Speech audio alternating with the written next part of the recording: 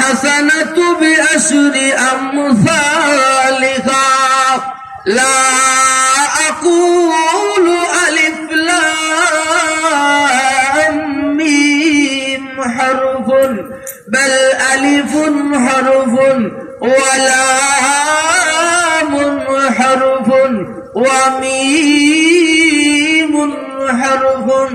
আল্লাহ নবী বলেন, যেই ব্যক্তি কুরআন শরীফের একটা অক্ষর পড়ল তার একটা নেকি হবে, আর ওই একটা নেকি অন্যান্য 10টা নেকির সমান। নবীজি বলেন, লা আকুলু আলিফ লাম মিম হারফুন, আমি এই কথা বলি না যে আলিফ লাম মিম এখানে একটা অক্ষর, বাল আলিফুন হরফুন, আলিফ হইল একটা অক্ষর, ওয়া লামুন হরফুন, লাম আর একটা অক্ষর, ওয়া মিমুন হরফুন, মিম আর একটা অক্ষর।